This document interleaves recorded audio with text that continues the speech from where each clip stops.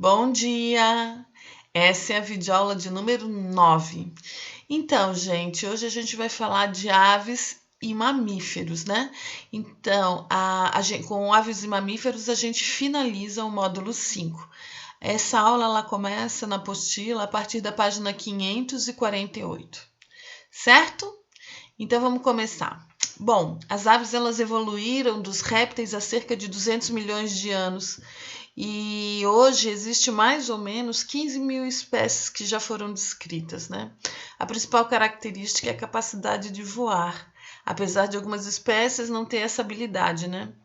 Bom, por causa disso, né, dessa capacidade de voar, elas são encontradas em todos os ambientes do planeta. A evolução desses animais, das aves, ela foi direcionada à capacidade do voo, né? Então encontramos várias adaptações exclusivas desse grupo. Então, existem características que só as aves possuem. Algumas aves elas perderam a capacidade de voo, mas elas adquiriram outras habilidades, como é o caso de correr, né? Tipo a ema, ou nadar muito bem, como acontece com o pinguim. As aves elas são bípedes e os membros anteriores eles se diferenciaram em asas. Eles são animais homeotérmicos. Pela primeira vez na escala evolutiva está aparecendo um grupo de animais homeotérmicos. O que isso significa? Eles controlam a temperatura do corpo, então a temperatura não varia mais de acordo com a temperatura do ambiente. Isso, claro, devido à alta taxa metabólica desses animais, né? Isso a gente chama de endotermia. Bom, a pele ela é queratinizada, ela é coberta por penas e as penas elas são leves e também funcionam como isolante térmico. Além disso, ainda existe uma boa camada de gordura abaixo da pele, que também pode ser chamada de tela subcutânea ou de hipoderme. Nessa região aqui, ó, existe uma glândula chamada de glândula uropigiana. E a uropígia é o orifício por onde sai essa substância que é produzida por essa glândula, que é uma secreção oleosa. Na realidade, esse animal esfrega essa secreção nas penas através do bico, né, com auxílio do bico, e o objetivo é impermeabilizar as penas. Outra característica bem interessante desse grupo é o fato desses animais possuírem ossos pneumáticos. Os ossos pneumáticos eles são porosos e ocos, né? E o osso externo, que é o osso que fica na região peitoral, ele é transformado numa quilha. Essa quilha também é chamada de carena. Bom, são nesse osso que os músculos peitorais, que são os músculos fortes e tal, importantes para a hora do voo, é nesse osso que esses músculos se prendem, estão fixados, né? Bom, em relação ao sistema digestório, esse animal ele tem cloaca, né? Então, o orifício por onde sai as fezes, a urina, o ovo.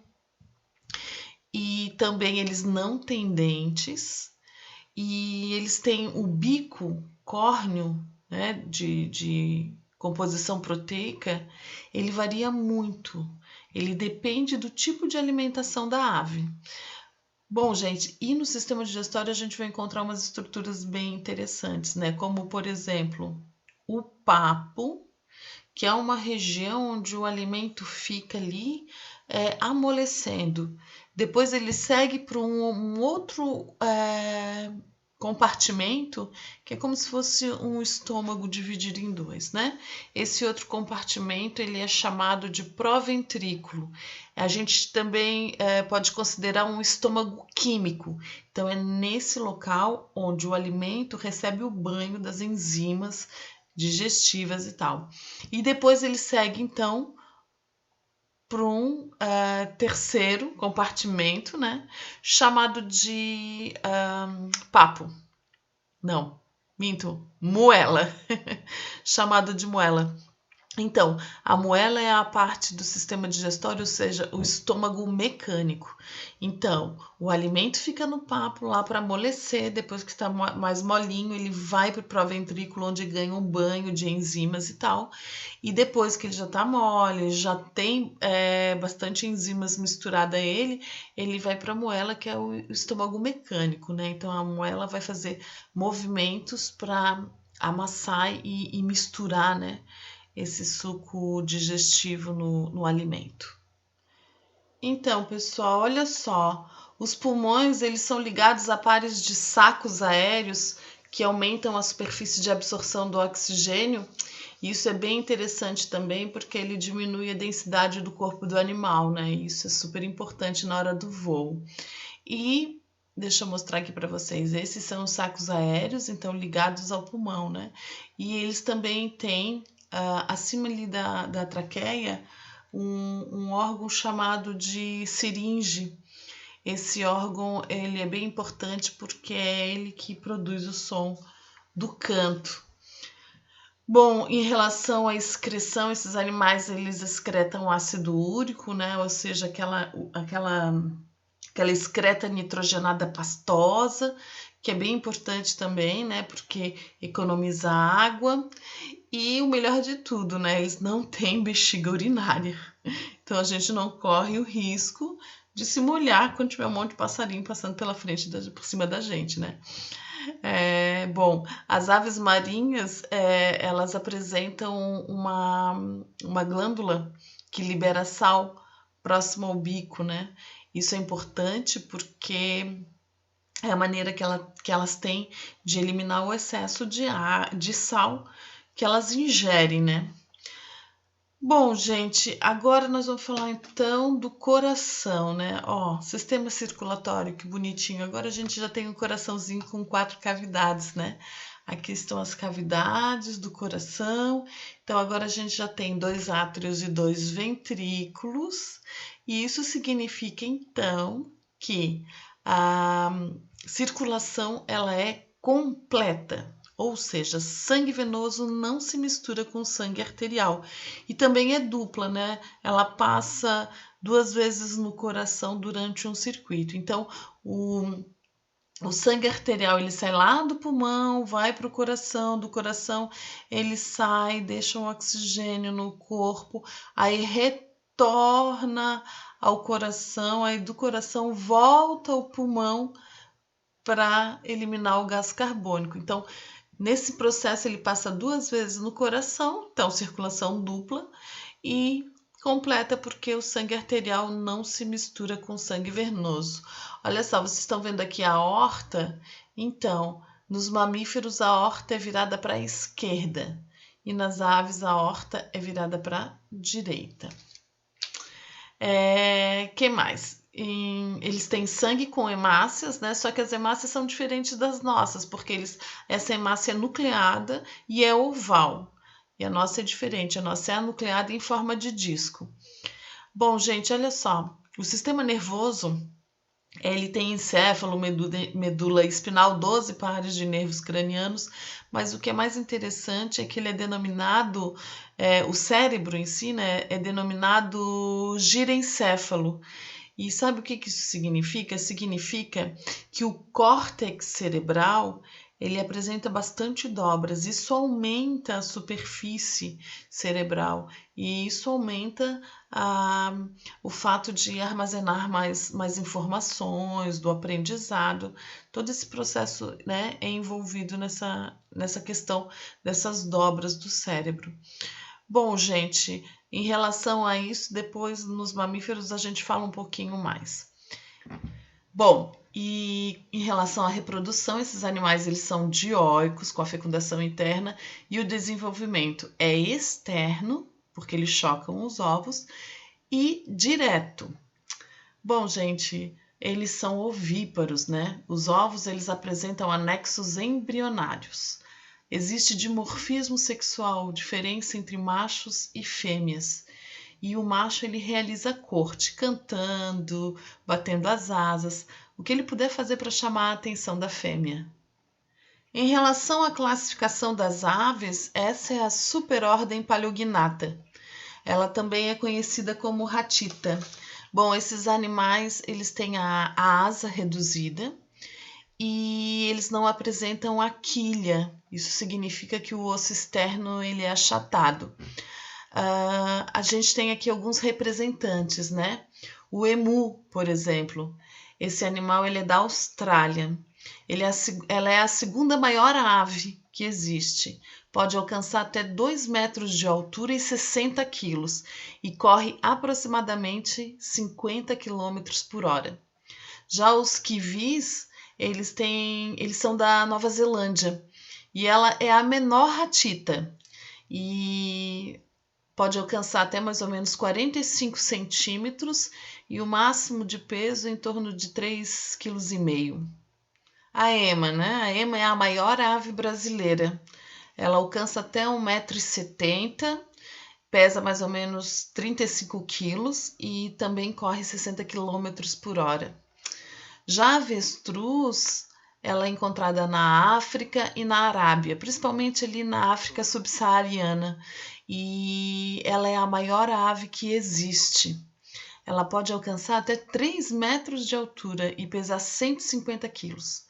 E também é a mais veloz, né? Ela corre até 70 quilômetros por hora.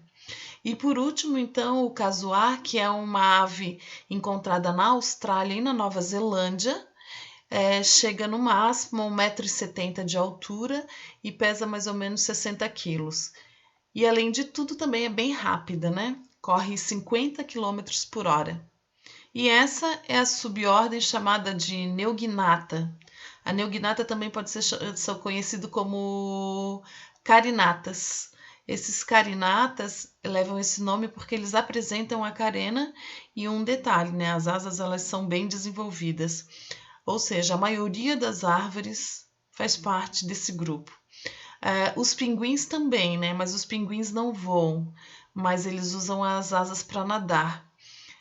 De todas as ordens, a Passeriforme, que é a ordem dos passarinhos, é a mais populosa e pode apresentar até mais de 5.000 espécies descritas. Bom, gente, a homotermia, as penas, a alta taxa metabólica são características adaptativas que garantiu a grande distribuição dessas aves nos ambientes terrestres. Além disso, a adaptação ao voo trouxe vantagens na obtenção de alimento e, principalmente, né, na proteção contra os predadores. A gente não pode esquecer que as principais adaptações para o voo são penas, ossos pneumáticos, externo com carena, sacos aéreos, ausência da bexiga natatória e a oviparidade. Essa é a classe dos mamíferos. Então, os mamíferos eles evoluíram dos répteis há cerca de 250 milhões de anos e existem mais de 5.000 espécies descritas, né? Bom, o sucesso evolutivo é por causa do encéfalo bem desenvolvido, né? E além de tudo, o cuidado com os filhotes. Bom, os mamíferos são portadores de glândulas mamárias, também são homeotérmicos, ou seja, a temperatura do corpo não varia de acordo com a temperatura do ambiente, então existe temperatura do corpo constante. A pele, a epiderme, ela é queratinizada e coberta por pelos. Além de tudo, ainda existem glândulas anexas à pele, né? Que são as glândulas sudoríparas, as glândulas sebáceas e as glândulas também chamadas de odoríferas. Bom, além de tudo, existem os anexos à pele, como chifre, unha, garras. E também abaixo da pele existe o panículo adiposo, que também pode ser chamado de tela subcutânea ou de hipoderme. Essa estrutura abaixo da pele, ela armazena gordura. E vocês sabem que a gordura serve tanto como reserva energética e também um fator de manutenção da temperatura do corpo, né? Bom, a maioria é quadrúpede. Os membros estão localizados abaixo do corpo. Bom, em relação à forma de caminhar, a gente tem 3 tipos. O primeiro tipo é chamado de plantigrado, que é o nosso caso, né? A gente, quando caminha, a gente coloca o pé inteiro no chão, desde o calcanhar até os dedos. Então, apoia o pé inteiro. Os digitigrados, eles apoiam só os dedos no chão. E a gente tem como exemplo, então, é o caso de gatos, de cães. Bom, e os ungulados, eles podem apoiar 2 dedos ou um dedo só, e esses dedos são revestidos de casco, né? No caso de 2 dedos, a gente tem o porco, e como exemplo de um dedo só, a gente tem o cavalo. Em relação aos membros superiores, a gente tem 3 tipos de adaptações de acordo com as funções, né? Então, no caso da baleia, o membro superior ele é diferenciado em nadadeira. No caso do morcego, a gente tem o membro superior diferenciado em asas e o membro normal, né, com dedos manipuladores, que é o caso dos seres humanos. Percebam vocês que a composição óssea é igual em todos eles. Todos têm húmero, rádio, una, carpo, metacarpo e falanges. Bom, esse é o sistema digestório desses animais. E o interessante é que a boca tem dentes especializados para cada tipo de alimentação. Então, existem dentes incisivos, caninos, pré-molares, molares. O sistema digestório também tem glândulas que produzem enzimas. A absorção dos nutrientes é feita no intestino delgado. Também existe uma microflora bacteriana que ajuda na digestão das substâncias e na formação das fezes. Isso acontece lá no intestino grosso. Bom, os ruminantes, eles apresentam um estômago com vários compartimentos, né? E então é chamado de estômago poligástrico. E também existem enzimas e bactérias que ajudam na digestão da celulose. Bom, de acordo com a alimentação, os mamíferos podem ser herbívoros, carnívoros, onívoros, frugívoros, insetívoros e também hematófagos. Esses animais, os mamíferos, eles apresentam pulmões com alvéolos pulmonares e é bem interessante que esses pulmões, eles são apoiados aqui, ó, nessa região chamada de diafragma, que é um músculo que ajuda no processo respiratório. Vale lembrar que essa é uma característica exclusiva de mamíferos. E em relação ao sistema circulatório, a circulação ela é fechada, é dupla, é completa, coração tetracavitário e o que eu havia comentado antes com vocês, ó, a aorta ela inclina para o lado esquerdo. Em relação ao sistema urinário, a gente excreta ureia e é formado por 2 rins, 2 ureteres, uma bexiga, né? Esse órgão é o órgão que armazena a urina e também a uretra que elimina a urina. Já o encéfalo, lembra que eu falei para vocês lá das aves? Esses aqui são os tipos de encéfalo, levando em consideração que os animais, os mamíferos, o cérebro é o mais evoluído de todos. Os órgãos dos sentidos também são extremamente evoluídos. Dependendo do animal, ele tem um melhor olfato, uma melhor visão ou uma melhor audição, mas são muito desenvolvidos. E esse aqui são os 2 tipos de encéfalos que eu falei para vocês, o girencéfalo e o lisencéfalo, né? O girencéfalo é o encéfalo cujo córtex cerebral ele apresenta essas dobras, esses sulcos, né? Isso melhora na coordenação motora fina, no aprendizado, na inteligência, no raciocínio, na memória. E os animais mamíferos que apresentam esse cérebro aqui, que é o lisencéfalo, menos desenvolvido, né, mais primitivo, são ratos e marsupiais. Bom, então a gente começa com essa subclasse chamada de Prototheria, mais comumente conhecido como monotremados, né? Então, quem são os monotremados? São animais que botam ovos, que têm cloaca e eles, depois que os filhotes eclodem do ovo, eles amamentam com o leite que eles produzem. Então, são mamíferos que botam ovos. A gente encontra esses mamíferos tão interessantes, né? Na Austrália, na Tasmânia e também na Nova Guiné. Bom, os exemplos mais conhecidos são o ornitorrinco e a equidna.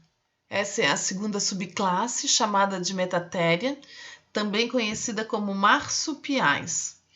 Bom, gente, esses animais eles são muito interessantes porque eles apresentam uma bolsa ventral que é chamada de marsúpio. Essa bolsa, ela completa o desenvolvimento do filhote que tem uma gestação muito curta. Essa gestação é curta porque a mãe tem uma placenta primitiva. Dessa forma, então, ele não consegue se alimentar dentro do útero da mãe. Então, o filhote maturo, ele completa o desenvolvimento dentro desse marsúpio porque ele se alimenta do leite materno. Bom, esses animais eles são encontrados na América do Norte, aqui na América do Sul, bem poucas espécies, né? Mas a maior parte dos marsupiais eles estão na Oceania. Então aqui a gente tem alguns exemplos, né? Canguru, o coala, o cangambá, o nosso gambá, o vombate e a cuíca. Então, e essa é a terceira subordem chamada de eutério. São mais conhecidos como placentários, e o nome já diz tudo, né? A placenta é bem desenvolvida e o embrião completa a sua gestação, o seu crescimento e desenvolvimento dentro do corpo da mãe. Bom, gente, esse é o maior grupo dos mamíferos, né? Eles ocupam todos os ambientes, todos os continentes e oceanos também. Existem mais ou menos 20 ordens e eu separei aqui algumas ordens para mostrar para vocês, né? Então, aqui a gente tem a ordem primata, cetáceo, carnívora, proboscidea, perissodáctilo, artiodáctilo, roedor, lagomorfa, folidota, pilosa e cingulata. Então, queridos, esses foram as aves e os mamíferos. Espero que vocês tenham curtido, que vocês tenham gostado da aula. Na nossa aula online, eu tiro as dúvidas. Não esqueçam de fazer os exercícios. Fiquem bem e fiquem com Deus. Beijo. Até a próxima.